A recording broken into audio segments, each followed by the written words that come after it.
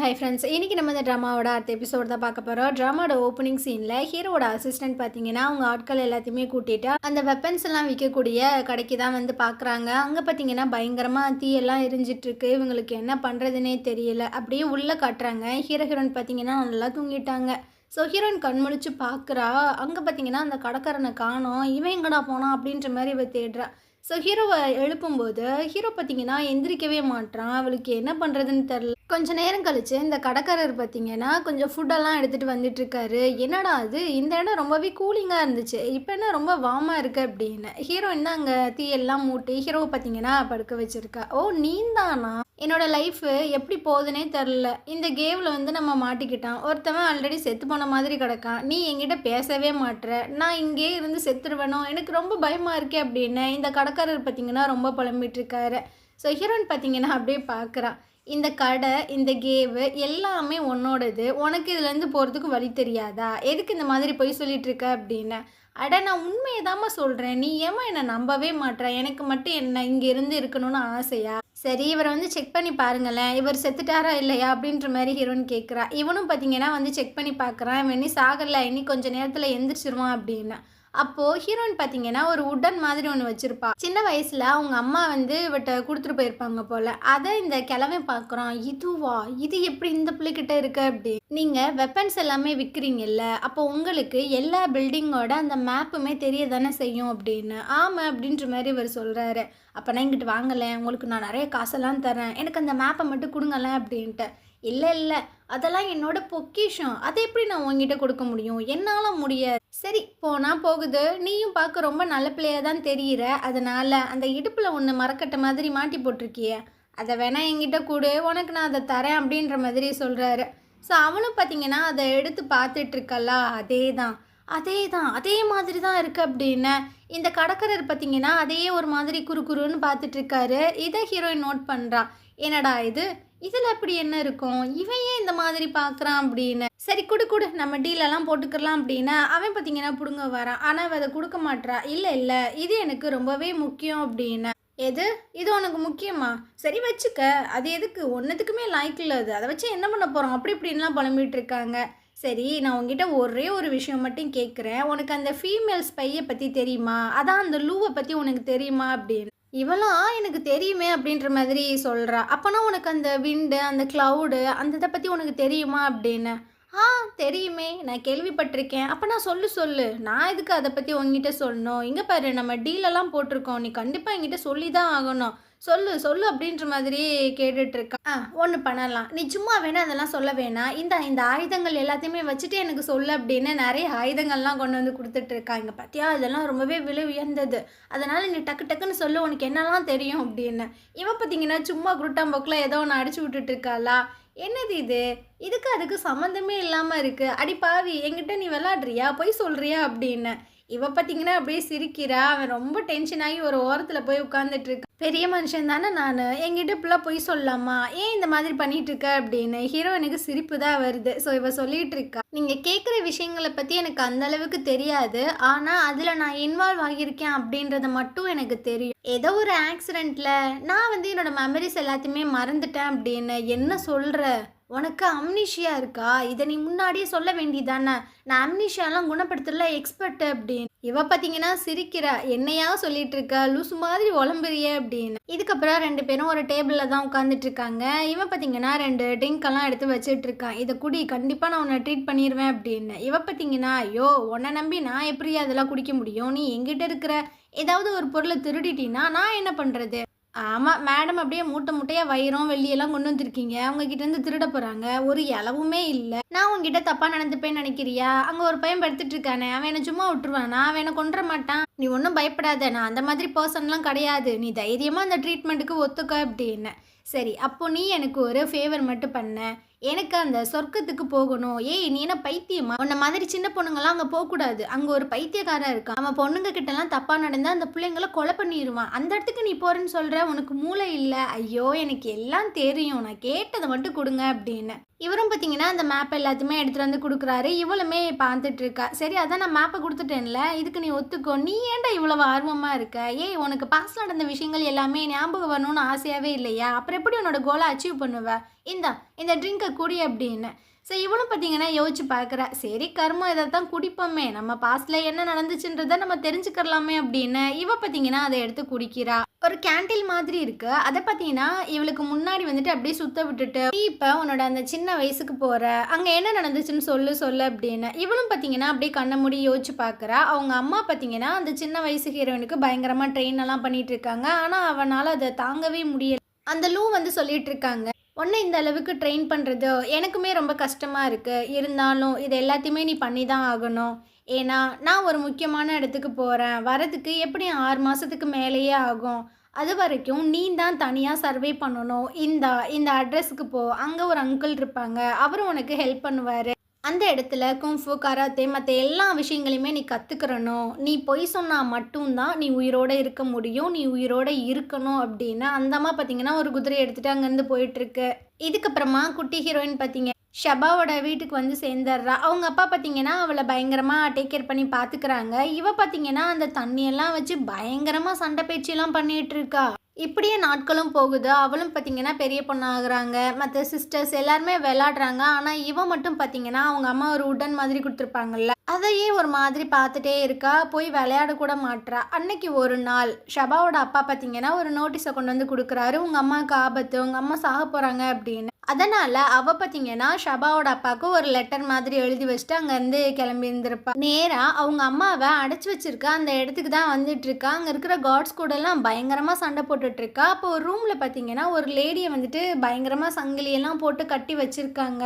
நீ உள்ளே போ, நீ உள்ளே போ, உள்ளே போய் பாரு அப்படின்னு இந்த கடற்கரர் பார்த்தீங்கன்னா கத்திட்டு இருக்க. ஹீரோயினும் பார்த்தீங்கன்னா அப்படியே அந்த கதை ஓப்பன் பண்ணிட்டு போனா அங்கே இருக்கிறது அவங்க அம்மாவே கிடையாது, வேறு ஒருத்தவங்க. அவங்க பார்த்தீங்கன்னா வாயில் நீடல்லாம் வச்சுருப்பாங்க போல, அதை துப்புறாங்க. போய் உங்கள் அம்மாவை அந்த நரகத்தில் போய் தேடு அப்படின்னு. அப்போ எங்கள் அம்மா இங்கே தான் போனாங்க அப்படின்னு இவ பார்த்தீங்கன்னா அந்த கதவை ஓப்பன் பண்ணுறா. அங்கே லட்சக்கணக்கான சோல்ஜர்ஸ் பார்த்தீங்கன்னா நம்ம ஹீரோயினை கொலை பண்ணுறதுக்காக வந்துட்டுருக்கானுங்க. ஆனால் இவ துளி கூட பயப்படலையே. பயங்கரமாக இறங்கி ரொம்ப இதாக வந்து சண்டை போட்டுட்ருக்கா. அப்போ பார்த்தீங்கன்னா ஆப்போசிட்டில் ஒருத்தவன் மூஞ்சில் பயங்கரமாக துணியெல்லாம் போட்டுட்டு வந்துட்டு இருக்கான். இவ கேட்குறா எங்கள் அம்மா எங்கே அப்படின்னு. ஐயோ பாவம், உங்கள் அம்மாவா? உங்கள் அம்மாவை அந்த நரகத்தில் போய் தேடு அப்படின்னு. நீ எங்கள் அம்மாவை கொலை பண்ணிட்டியா? அதை தெரிஞ்சு நீ என்ன பண்ண போகிற? புடிங்கடா அவளை அப்படின்ற மாதிரி சொல்லிட்டு இருக்காங்க. யாரோ ஒருத்தவங்க பார்த்தீங்கன்னா ஹீரோனை கயிறு கட்டி அப்படியே இழுத்துட்டு இருக்காங்க. ஸோ இதுக்கு மேலேயும் அவளுக்கு அந்த மெமரி வரும்போது ஹீரோ பார்த்தீங்கன்னா கரெக்டாக வந்து அந்த கேண்டில் ஏற்றி வச்சுருப்பான்ல, அதை வந்து அணைச்சி விட்டுறான். ஹீரோயினும் கண் முழிச்சிடுறா. அவ்வளோதான், இந்த கடை ஓனர் டென்ஷன் ஆயிடுறாரு. யோ யோ யோ என்னையா பண்ணிகிட்டு இருக்க? நான் ஆல்மோஸ்ட் அதை முடிச்சிருப்பேன், எதுக்கு உனக்கு இந்த வேண்டாத வேலை அப்படின்னு. ஹீரோயின் பார்த்தீங்கன்னா டென்ஷன் ஆகிட்டு இருக்கா. ஐயோ என்னோட மாஸ்டர் கண்ணு முழிச்சிட்டாரு, ஹாப்பியாக ஃபீல் பண்ணுவியா? என்னமோ லூசுத்தனமாக உழம்பிட்டு இருக்க. என் பொண்ணு உனக்கு கொஞ்சம் கூட மனசாட்சியே இல்லை, உனக்காக தானே நான் பேசிகிட்டு இருக்கேன், நீ என்னையவே திட்டிகிட்டு இருக்க அப்படின்னு ஹீரோ பார்த்தீங்கன்னா சொல்லிட்டு இருக்கான். இப்போ நம்ம இங்கேருந்து போக வேண்டிய டைம் வந்துருச்சு, போகலாம் அப்படின்னு. ஐயோ என்னை பார்த்தா என்ன பைத்தியக்கார மாதிரி தெரியுதா? நான் தான் சொல்லிட்டு இருக்கேன்ல இங்கேருந்து வெளியே போக வழியே கிடையாதுன்னு. அப்படியா? வழியே இல்லை. ஆனால் எப்படி இந்த தீயெல்லாம் எரியுது? காற்று இல்லாமல் தீ எரிஞ்சிருமா? அது மட்டும் இல்லாமல் நீ ஃபுட்டெல்லாம் கொண்டு வர, அது எப்படி? அது வந்து அது வந்து அதான் மாட்டிக்கிட்டே வழியை சொல்லு அப்படின்னு. ஸோ அவரும் பார்த்தீங்கன்னா அந்த எலி மாதிரி ஒன்று வளர்க்குறாரு, அதை கூப்பிடுறாரு. அது பார்த்தீங்கன்னா அது வீட்டுக்குள்ளேருந்து அழகாக இறங்கி வந்துட்டுருக்கு. இவர் ஒரு கல் மாதிரி ஒன்று திருப்புறாரு. அங்கே ஒரு டோர் மாதிரி ஒன்று ஓப்பன் ஆகுது. இந்த எலியை ஒன்று கூப்பிட்டு போகும் வெளியே, போயிட்டு வாங்க போய் தொலைங்க அப்படின்ற மாதிரி சொல்கிறாரு. 2 பேரும் பார்த்தீங்கன்னா அங்கேருந்து போகிறாங்க. ஹீரோயின் வந்து சொல்லிட்டு இருக்கு, நான் திரும்பவும் வரேன், உங்களை மீட் பண்ணுறேன் அப்படின்னு. செத்து போயிடுவ செத்து, இன்னி ஒரு டைம் நீங்கள் வரவே கூடாது அப்படின்னு. அவளும் சிரிச்சுட்டே அங்கேருந்து போகிறா. இவரும் பார்த்தீங்கன்னா சிரிக்கிறாரு. ஸோ இவருக்கு பார்த்தீங்கன்னா ஹீரோயினோட கேரக்டரை அவளை ரொம்பவே பிடிச்சிருக்கும் போல்.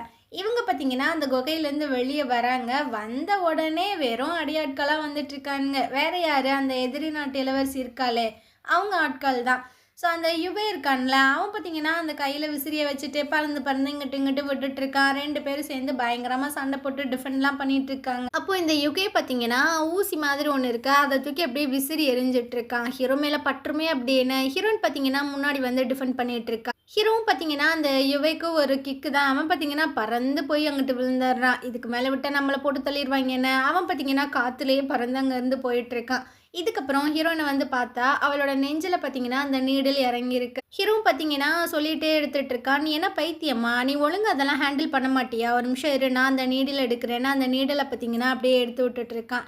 நீ வீட்டுக்கு போயிட்டு நல்லா ரெஸ்ட் எடு அப்படின்னு. அந்த நேரம் அவங்களோட அசிஸ்டண்ட் எல்லாருமே அங்கே வந்துடுறாங்க. மாஸ்டர் மாஸ்டர் நீங்கள் இங்கே தான் இருக்கீங்களா அப்படின்னு. ஏதாவது கண்டுபிடிச்சிங்களா அப்படின்ற மாதிரி கேட்கும்போது இந்த ஸ்பை எல்லாமே வில்லனோட அந்த அரண்மனைக்கு தான் போயிட்டுருக்காங்க அப்படின்னு. சரி நம்ம எல்லாரும் போகலாம் அப்படின்னு. ஹீரோயின் பார்த்தீங்கன்னா நானும் வரேன் அப்படின்ற மாதிரி சொல்கிறா. இப்போ நான் அவங்ககிட்ட என்ன சொன்னேன், வீட்டுக்கு போய் ஒழுங்காக ரெஸ்ட் எடு அப்படின்னு. அவன் அங்கேருந்து போயிட்டுருக்கான். இதுக்கப்புறம் ஹீரோயின் பார்த்தீங்கன்னா அவளோட ரூமில் தான் ரெஸ்ட் எடுத்துகிட்டு இருக்கா. இவளுக்கு நிறைய மெடிசன்ஸ் எல்லாம் கொண்டு வந்து கொடுக்குறாங்க. ஹீரோ தான் கொடுக்க சொன்னா அப்படின்னு. அது ரொம்பவே எக்ஸ்பென்சிவ் போல். ஸோ 2 தங்கச்சியும் பார்த்துட்ருக்காங்க. பாடுறா ஹீரோ வந்து நம்ம அக்காவை ரொம்பவே வந்து தாங்குறாரு அப்படின்னு. அப்போ அந்த செக்யூரிட்டி பார்த்தீங்கன்னா ஷபா கிட்டேயுமே ஒரு ஆயில்மெண்ட்டை கொடுக்குறாங்க. இது ஹீரோ உங்களுக்காக கொடுத்து விட்டாரு அப்படின்னு. அவளுக்கு ரொம்ப ஹாப்பியாக இருக்குது. இந்த சைடு ஹீரோ பார்த்தீங்கன்னா பரபரப்பாக அவங்க தாத்தாவை தான் பார்க்க வந்துட்டு இருக்காங்க. என்னாச்சு தாத்தா ஏன் சடனாக கொலாப்ஸ்ட் ஆகி கீழே விழுந்துட்டாரு அப்படின்னு. அது நீங்கள் ஹீரோனை காப்பாற்ற போன விஷயம் தெரிஞ்சு போச்சு, அதனால தான் அவர் மயக்கம் போட்டு கீழே விழுந்துட்டாரு அப்படின்னு. இவனுக்கு என்ன பண்ணுறதுனே தெரியல. அப்படியே யானை காட்டுறாங்க. இவன் பார்த்தீங்கன்னா அவனோட இடத்துக்கு தான் வந்துட்டு இருக்கான். அங்கே யானை அமுச்சு விட்டதா ஒரு பொண்ணு வந்திருப்பாங்கல்ல, அவங்க இருக்காங்க. அவங்களோட பேர் பார்த்தீங்கன்னா லின்ஷி. நம்மளும் அதே மாதிரி வச்சுக்கரலாம். ஆக்சுவலாக நான் மாற்றி சொல்லிட்டேன். யானோட அப்பா தான் லின்ஷியை இங்கே அமுச்சு வச்சுருக்காங்க. யானை கையோட கூட்டிகிட்டு வர்றதுக்காக ஒரு லெட்டருமே கொடுத்து விட்டுருக்காங்க. அந்த லெட்டரை யான் பார்த்தீங்கன்னா படிக்கிறாங்க. எனக்கு ரொம்பவே உடம்பு சரியில்லைப்பா, அதனால நீ நம்மளோட சிட்டிக்கு வந்துடு. நீ வந்துட்டு ஆட்சி பண்ண, நீ வந்து அங்கே கெஸ்ட்டாக வாழ்ந்துட்டுருக்க, நீ வந்து அந்த அரசர்கிட்ட சொல்லாமல் வர முடியாது, அதனால நீ சீக்கிரட்டாக அங்கேருந்து இங்கே வந்துடு அப்படின்னு. அப்பா என்ன நினச்சிட்டு இருக்காங்க, நான் இந்த மாதிரி போனேன் அப்படின்னா ராஜாவுக்கு நம்ம மேலே டவுட் வந்துடும், இவங்க ஏதோ பண்ணுறாங்க அப்படின்னு. அப்போ தேவையில்லாத பிரச்சனை தானே. இல்லை அவர் உங்களை விடவே மாட்டார். நம்மளோட சிட்டிக்கு நீங்கள் ரொம்பவே தேவைப்படுறீங்க, அதனால தான் நாங்கள் இந்த மாதிரி பண்ணுறோம் அப்படின்னு. சரி ஓகே அப்படின்னு யான் பார்த்தீங்கன்னா ஒரு லெட்டர் ஒன்று எழுதுறான். சரிங்கப்பா நாங்கள் கூடிய சீக்கிரம் அங்கே வந்துடும் அப்படின்னு. அந்த லின்ஷி கிட்ட அந்த லெட்டரை டெலிவரி பண்ணி விட்டுரு அப்படின்ற மாதிரி சொல்கிறேன். இந்த லெட்டர் எல்லாத்தையுமே புறாக்கள் மூலமாக தான் டெலிவரி பண்ணுவாங்க போல். லின்ஷி பார்த்தீங்கன்னா புறாவோட காலில் அந்த இன்ஃபர்மேஷனை வச்சு அப்படியே பறக்க விட்டுட்ருக்கா.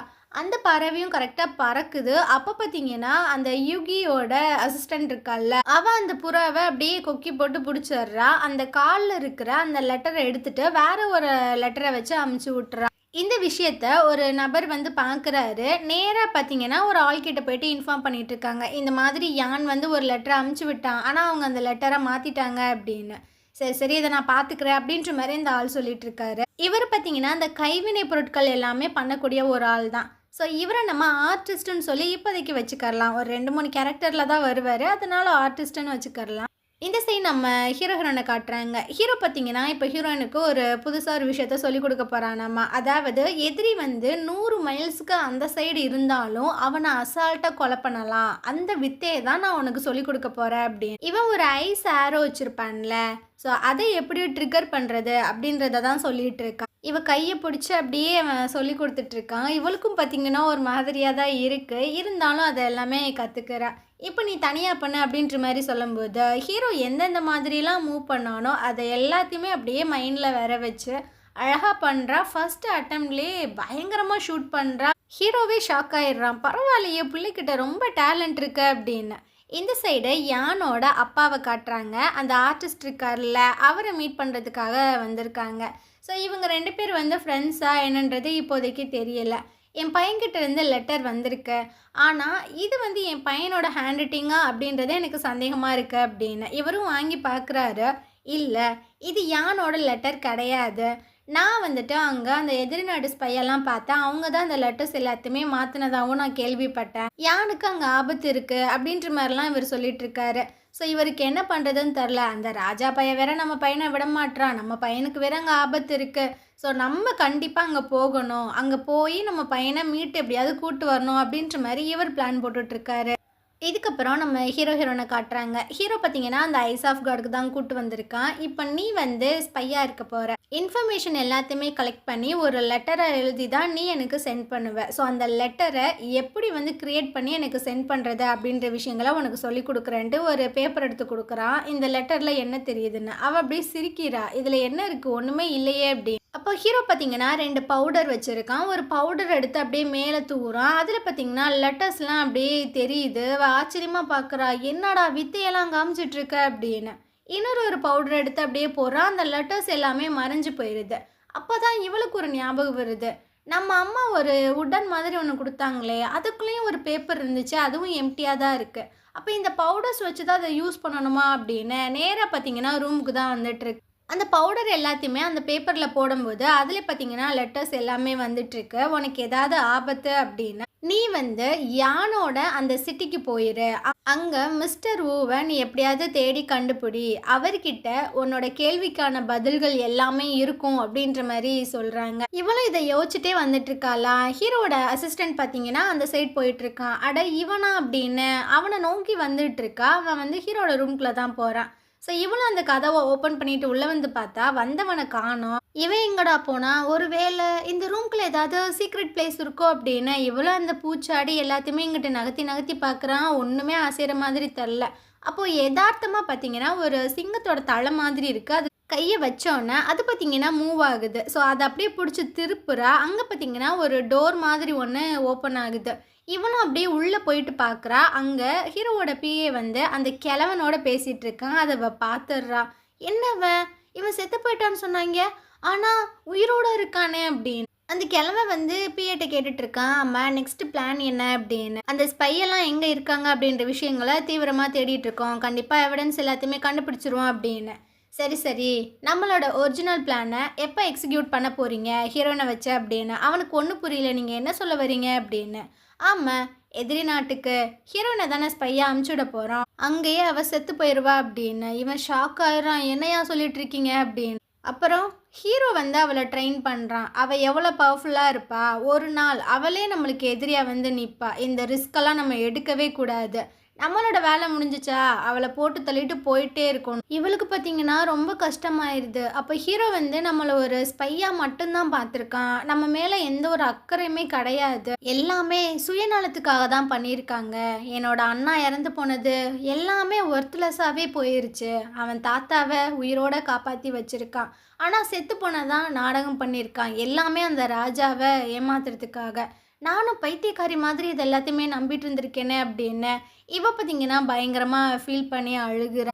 ஸோ இந்த இடத்துல பார்த்தீங்கன்னா இந்த எபிசோட் முடியுது. நாளைக்கு நம்ம அடுத்த எபிசோட் பார்க்கலாம். இந்த ட்ராமா உங்களுக்கு பிடிச்சிருந்தது அப்படின்னா கண்டிப்பாக நம்ம சேனலுக்கு சப்போர்ட் பண்ணுங்க.